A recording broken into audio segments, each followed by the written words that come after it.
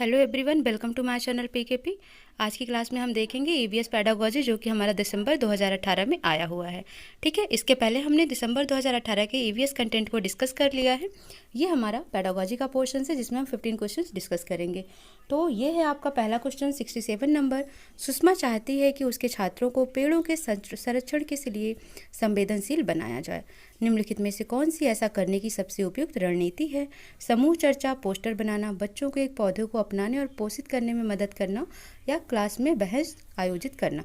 ठीक है, तो जब भी आपसे पेड़ों के संरक्षण की बात की जाए तो हमेशा करेक्ट आंसर ये जाता है कि आप बच्चे को बोलो कि वो प्लांट अडॉप्ट करें और उसका क्या करें, नर्चर करें, पालन पोषण करें, तब वो अच्छे से उसे सीख पाएंगे।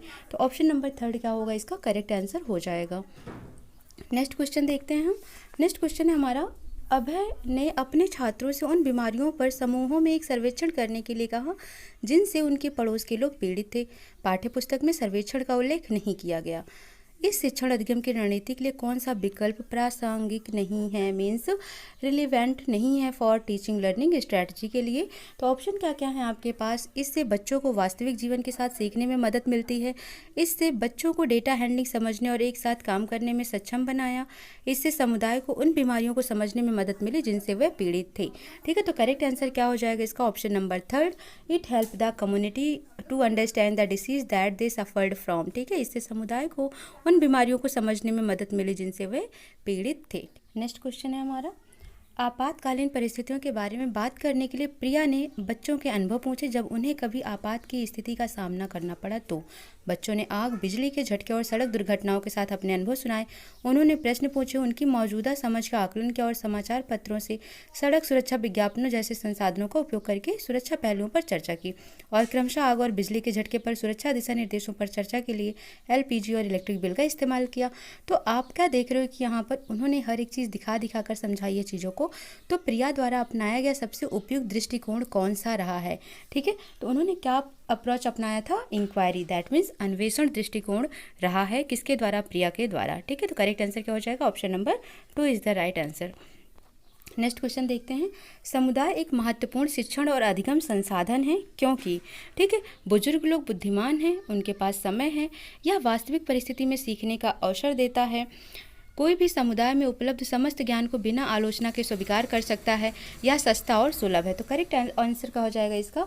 It provide learning opportunity in real setting. तो आपको देखना है कि समुदाय का मतलब ही यही होता है कि वास्तविक परिस्थिति में क्या होता है, सीखने का अवसर मिल जाता है। तो करेक्ट ऑप्शन क्या हो जाएगा? Option number 2 is the right answer.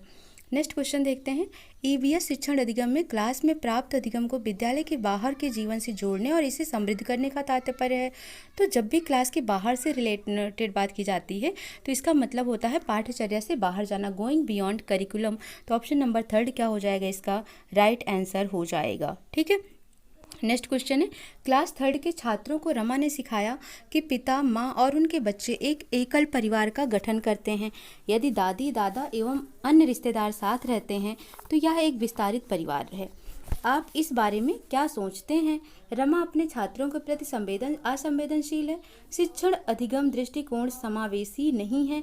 परिवार की अवधारणा को इसी तरह सिखाया जाना चाहिए। परिवार की परिभाषा गलत है। तो करेक्ट ऑप्शन क्या हो जाएगा? ऑप्शन नंबर 2, शिक्षण अधिगम दृष्टिकोण समावेशी नहीं है, is the right answer. Option number 2।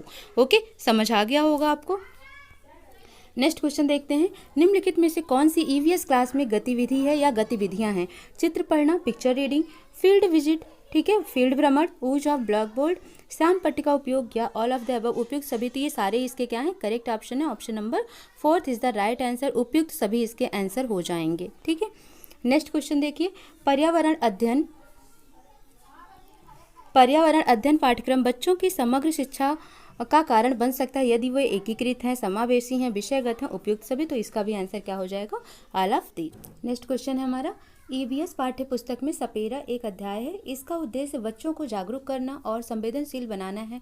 Option है आपके अकॉर्डिंग सपेरों के लिए, क्योंकि बच्चे इन दिनों अक्सर उन्हें नहीं देखते हैं, कि सपेरी सांपों को नुकसान नहीं पहुंचाए और उन्हें अपनी आजीविका से वंचित करने की पहले विकल्पों को प्रदान करने की आवश्यकता है।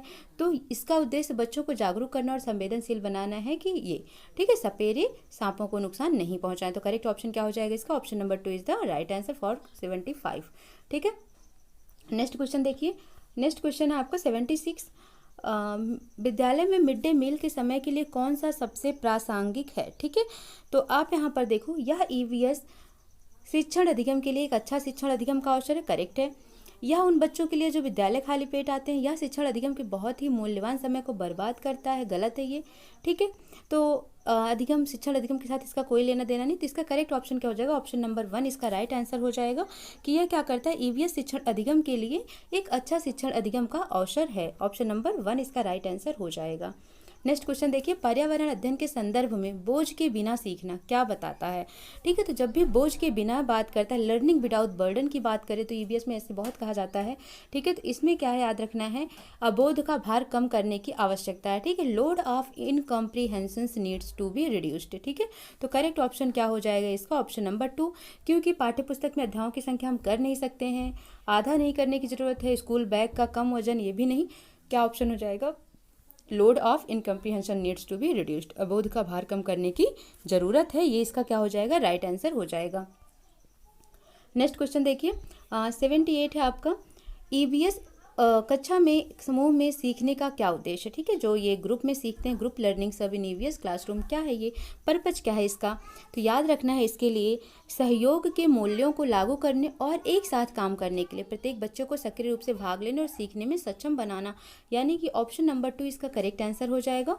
कम और उच्च प्रदर्शन करने वाले छात्रों को अलग करना और उपचारात्मक शिक्षण देना, ये नहीं ठीक है, बच्चों में भेदभाव नहीं कर सकते। छात्रों को आसानी से प्रबंधित करना और वर्कलोड कम करना, ये भी नहीं सही है, लड़के लड़कियां अलग अलग सीख सकते हैं, ये भी गलत है। तो ऑप्शन नंबर 2 इसका क्या हो जाएगा, राइट आंसर हो जाएगा। नेक्स्ट क्वेश्चन देखते हैं, नेक्स्ट क्वेश्चन है हमारा बाला।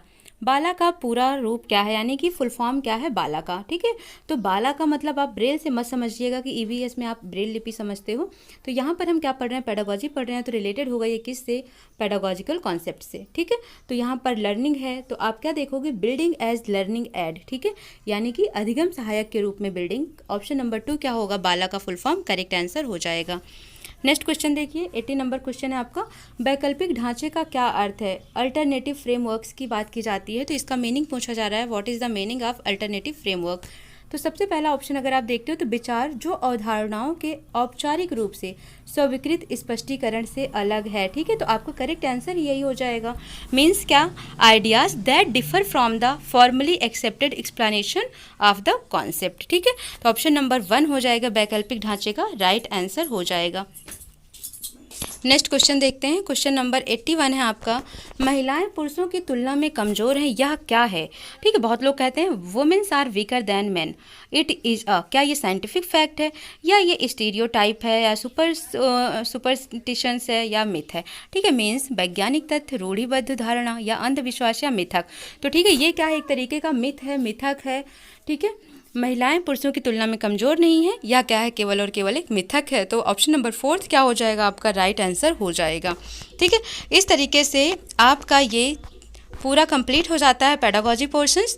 ठीक है, तो मिलते हैं नेक्स्ट क्लास में, जो कि आपका 2019 के दोनों पेपर डिस्कशन होंगे, अब जो भी आपका जुलाई और दिसंबर में हुआ है।